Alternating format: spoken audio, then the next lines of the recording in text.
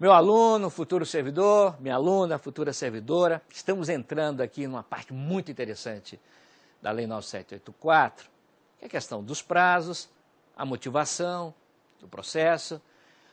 Vamos falar um pouco dos modos de desfazimento e sanatória dos atos do processo administrativo, revogação, anulação, convalidação. Muito, muito importante esta parte agora final. Presta atenção, caderno aberto, registrando tudo.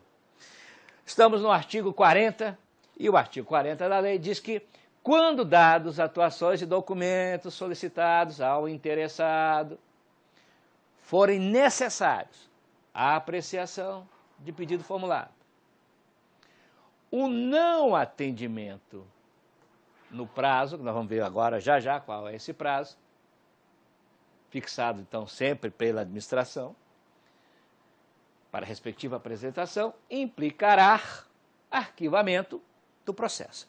Note que nós falamos lá atrás, não implicará como sendo verdade absoluta, ou então admissão de aqueles fatos são verdadeiros. Não. Arquiva-se o processo. E depois esse interessado pode depois reabrir esse processo a partir do atendimento dessas exigências aí, e aí começar uma nova apreciação, um novo rito. Então vem lá, instaura, instrui e manda para a decisão, né? Então, a instauração com requerimento, depois vem essa fase de diligência, de instrução, e depois a fase de julgamento aí, a fase de decisão. Lembrando que lá no PAD também tem lá um rito, um procedimento. Primeiro você vem com a instauração, com a nomeação da comissão processante, entra no inquérito, o inquérito se divide em outras etapas ou subetapas, onde você vai indiciar, vai ouvir a defesa, elaborar um relatório conclusivo e mandar para a autoridade julgar. Julgamento. Então, o trabalho da comissão terminando lá na elaboração do relatório conclusivo, isso dentro do PAD, que é uma espécie do gênero processo administrativo. Aí. Os interessados serão intimados de prova ou diligência com antecedência mínima, note, 3 dias úteis. Dentro daquele horário de expediente. Como é que conta isso? Então, se o interessado deu a ciência na segunda-feira, a lei manda excluir o dia do início, inclui-se o término. Então, essa segunda-feira eu não conto. Então, eu vou contar terça, quarta, então na quinta-feira, até o final do expediente, até às 18, até às 19, eu tenho que atender essa diligência aí. Se ele foi certificado na terça, não conta a terça, quarta, quinta, sexta. Se ele foi cientificado na quarta-feira, e agora? Note, são dias úteis, então não conta a quarta. Quinta, sexta, sábado e domingo não tem expediente, não são dias úteis. Então fica lá para segunda-feira, até o final dela. Ok? Quando deva ser obrigatoriamente ouvido um órgão consultivo, um órgão jurídico, um órgão técnico, o parecer deverá ser emitido no prazo máximo de 15 dias para o parecer.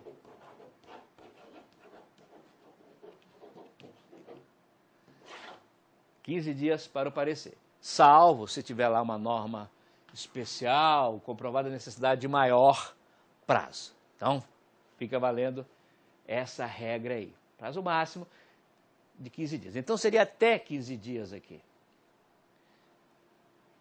Então, imagine que tem aí a minuta de um edital de licitação ou de um contrato. Preciso do parecer. Então, dá o prazo de 15 dias para elaborar.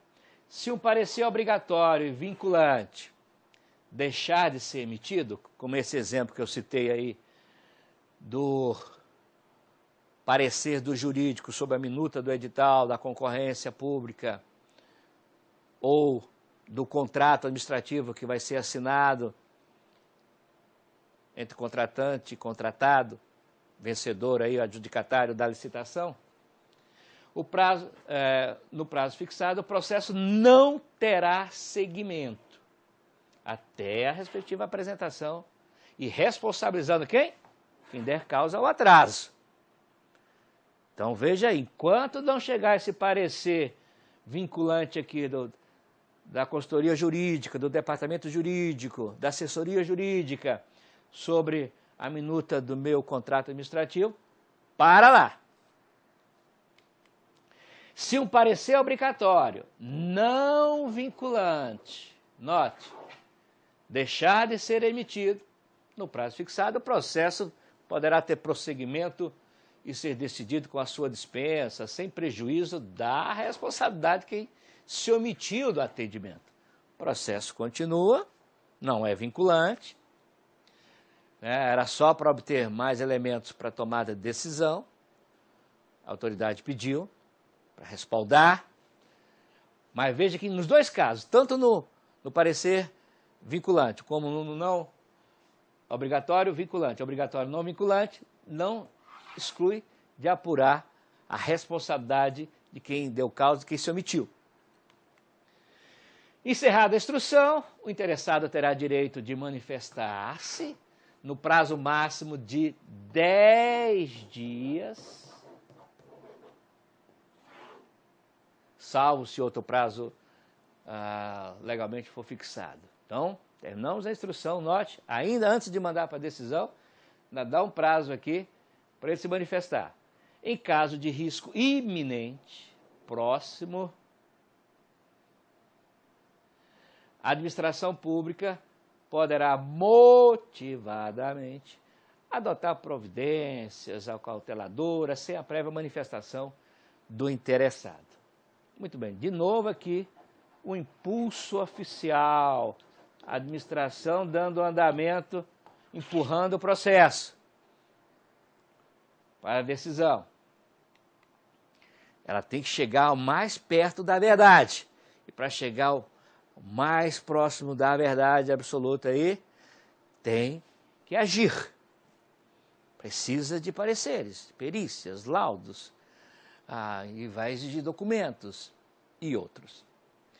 Os interessados têm um direito à vista do processo e a obter, claro, já falamos isso, certidões, cópias, é um direito que está lá. Um dos direitos do interessado é esse, de tomar ciência das decisões, de obter cópias, certidões, reprográficas, xerográficas, dados e documentos que o integram, ressalvados, claro, aquilo que está protegido por sigilo, tem sempre uma ressalva. Muito bem. De novo aqui a questão da ampla defesa, a questão da publicidade. Então são aqueles que estão protegidos por sigilo ou por direito à privacidade, à imagem ou à honra. Há privacidade, há honra e há imagem. O órgão de instrução que não for competente para emitir a decisão final elaborará um relatório indicando o pedido inicial, o conteúdo das fases do procedimento e formulará uma proposta de decisão. Veja lá, proposta de decisão. Objetivamente justificada, motivada, explicada, encaminhando o processo à autoridade competente. Viu aí? Então o órgão terminou a instrução, faz a proposta de decisão, encaminha tudo justificadamente, deferindo ou indeferindo, imagina uma situação, para a autoridade competente. Ok. A administração tem o dever de explicitamente emitir a decisão nos processos administrativos sobre solicitações ou reclamações em matéria da sua competência. Aqui, então, não cabe o silêncio. Não cabe. E não vale a máxima de quem cala consente, enfim, para o interessado. Não. Ela tem a obrigação, tá aqui, ó, não é discricionário, é vinculado, de tomar uma decisão. Seja deferindo, seja indeferindo, mas tem que tomar uma decisão.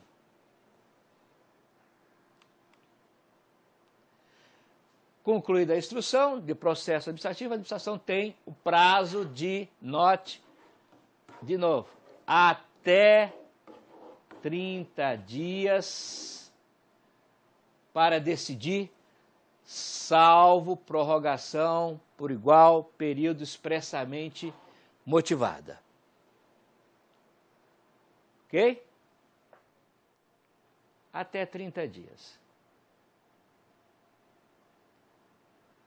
Salvo prorrogação por igual período. Então eu posso prorrogar isso aqui também por mais até 30 dias. Faz igual. Que é a prorrogação. Sempre motivada. Então, vai dizer por que pediu a dilatação do prazo, a prorrogação desse prazo. Que poderá ser concedida ou não. Muito bem. Os atos administrativos deverão motivar. Então, o que é motivar mesmo? Motivar é apresentar os fatos, os motivos, as razões e os preceitos legais que autorizam aquela situação de deferimento, de indeferimento, de aplicação de sanção e outras. Vamos ver agora. Então, deverão, com a indicação dos fatos e dos preceitos legais. Então, você vai dizer, por isso, com base nesses dispositivos legais, tem que citar o artigo, o inciso da lei, da resolução, do decreto.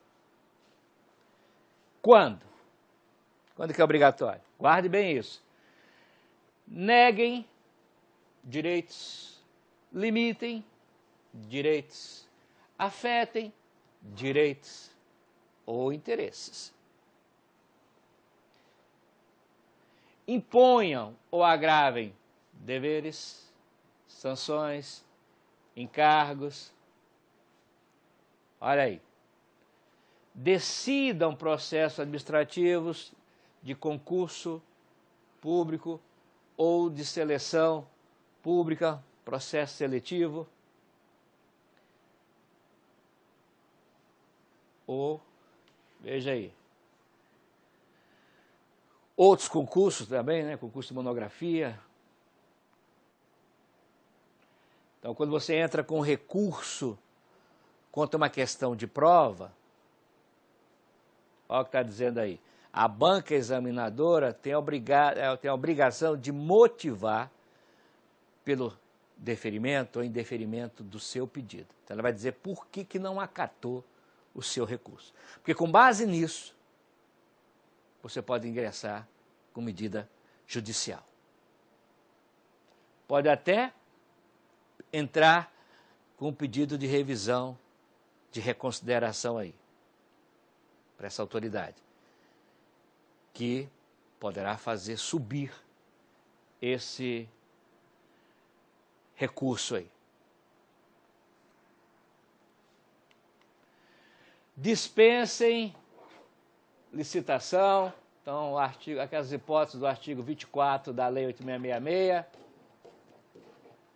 Ali você tem uma lista, números clausos, uma lista fechada, taxativa, exaustiva, de hipóteses em que a licitação pode ser dispensada, é dispensável, e tem os casos em que é inexigível, quando houver inviabilidade de competição, no artigo 25.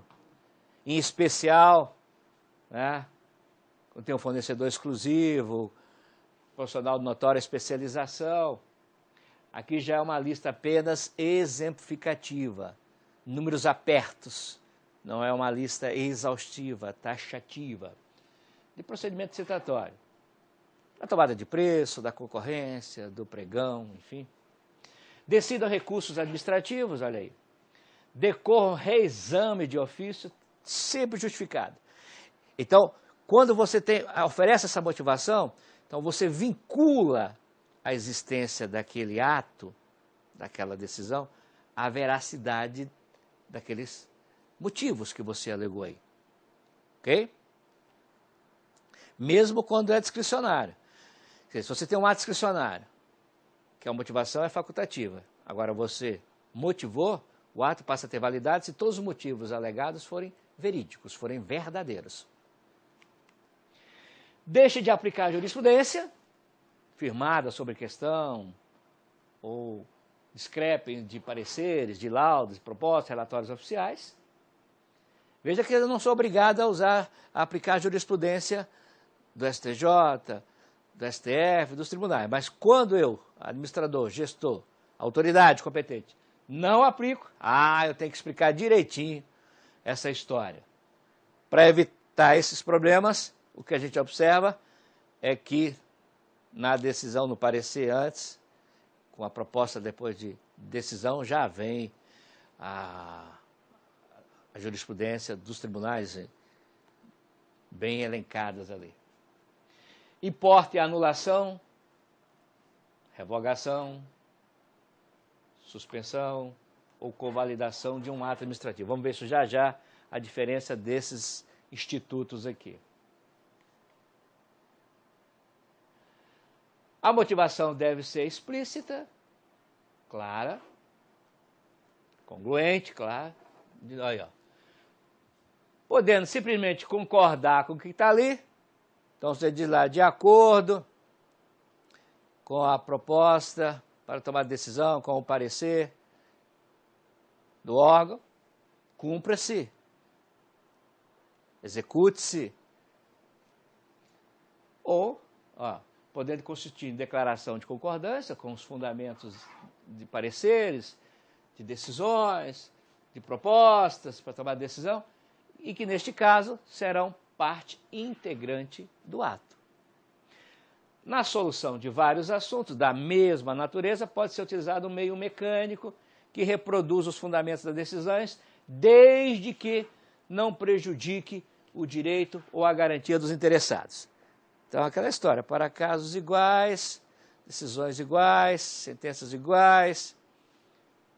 Então, você já tem, vamos dizer assim, já está padronizado no seu órgão, para aquela matéria, com base em laudos, perícia, pareceres, jurisprudências, posições doutrinárias, são casos idênticos, então você vai ter mais ou menos uma decisão idêntica. O princípio da segurança jurídica entra aí também. A motivação das decisões de órgãos colegiados, conselhos, enfim, e de comissões também, ou de decisões orais, constará da respectiva ata, de novo, ou do termo que foi consubstanciado ali. Muito bem, veja aqui outra coisa. Poderá o interessado, poderá, mediante um ato dele, uma manifestação dele escrita lá nos autos, um documento hábil, desistir, total ou parcial, do pedido que ele formulou, pensou melhor, ou renunciar a direitos disponíveis. Entenda aí direitos disponíveis como direito do interessado, direito dele, que ele pode dispor. Então, direito à propriedade, direito de um veículo, direito de uma marca, dele. Disponível, direito disponível, do próprio interessado aqui. Tem aqueles indisponíveis, como o direito à vida, por exemplo, ou o direito do trabalhador, são direitos indisponíveis.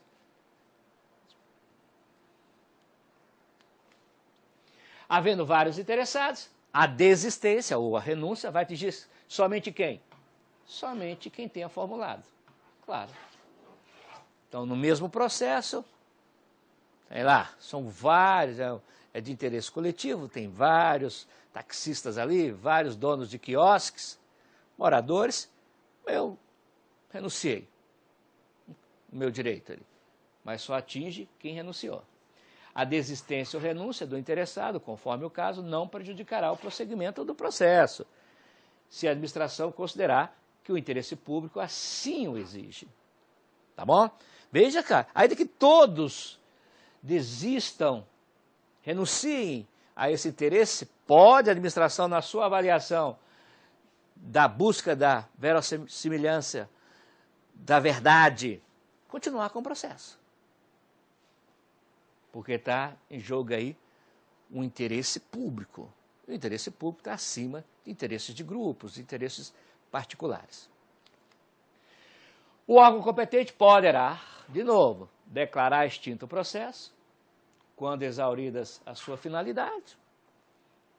O objeto da decisão se tornou impossível, inútil, prejudicado por um fato superveniente, por um ato normativo, por uma lei, não tem mais o espaço para ser explorado, foi destruído pela natureza, foi destruído pelo raio, ou por uma guerra, ou por um movimento qualquer, não tem mais sentido.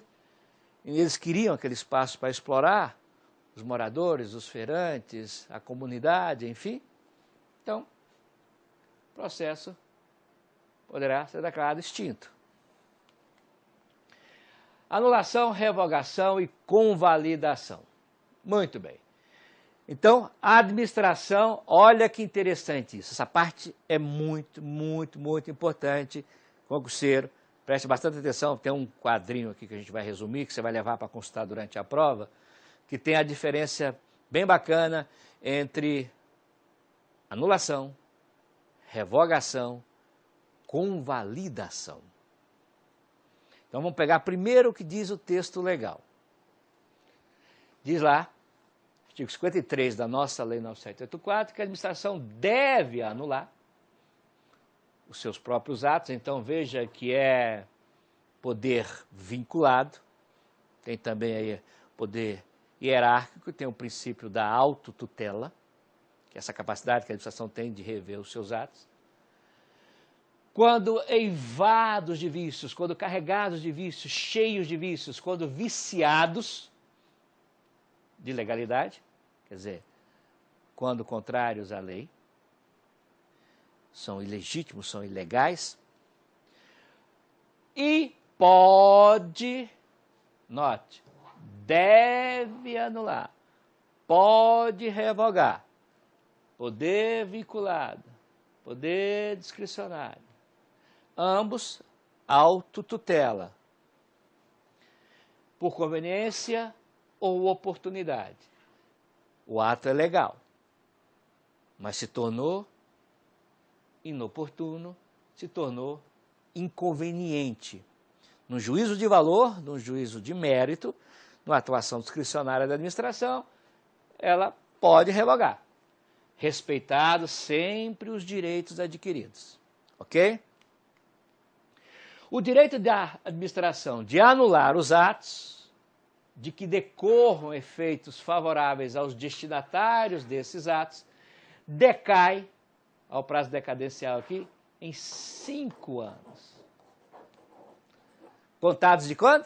Contados no momento em que, da data em que foram praticados. Note a diferença, lá no nosso processo administrativo, do momento que o fato se tornou conhecido, revelado, notório, popular.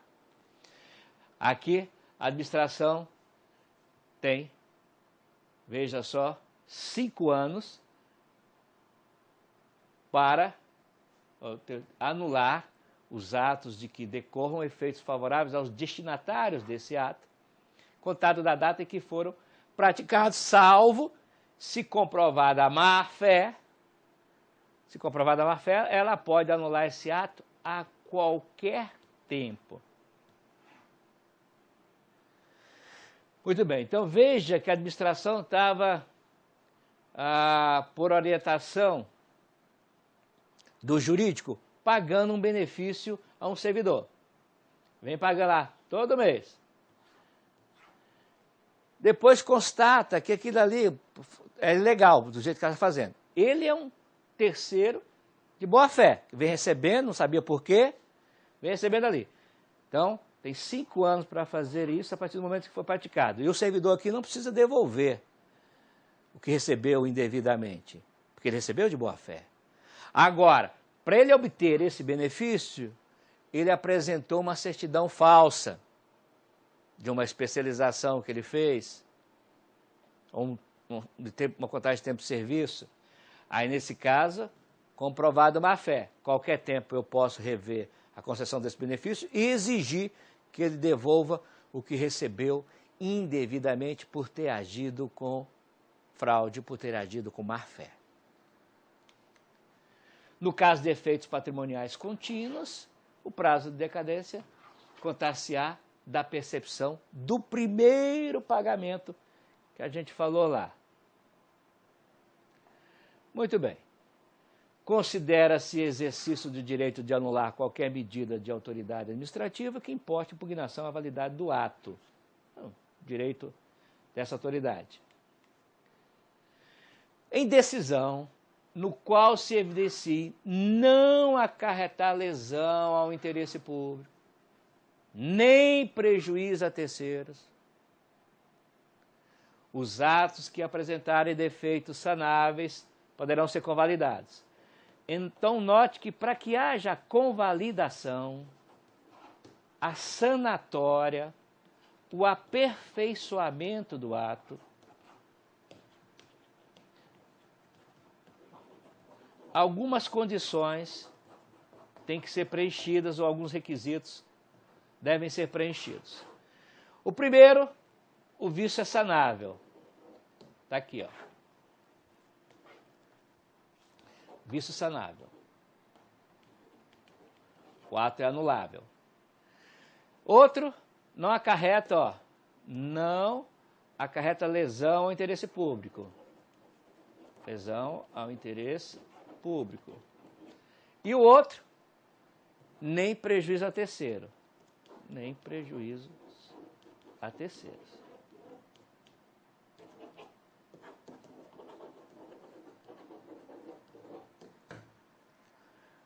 Convalidar é aperfeiçoar o ato. Então, nós vamos ver um quadrinho resumindo bem isso aqui já já, mas a ideia é a seguinte: imagine que uma autoridade concedeu um benefício a um interessado, a um servidor, e não tinha competência para tanto. Não tinha esse poder, não recebeu esse poder. Então, poderá a autoridade competente convalidar esse ato, aperfeiçoar esse ato, ratificar esse ato, colocando a competência dele, que é o legitimado para isso, mas desde que essas condições estejam preenchidas. Não causou lesão ao interesse público, não causou prejuízo a terceiro e é um vício sanável. Então envolve aí a questão da competência e da forma do ato. Ok? Bom, depois do intervalo, vamos fazer um resumão dessa parte aqui que é muito importante, da diferença entre anulação, revogação e convalidação. Estamos acabando o nosso curso, ok? Esse quadrinho você vai ter que levar para consultar durante a prova, tá certo? Até mais!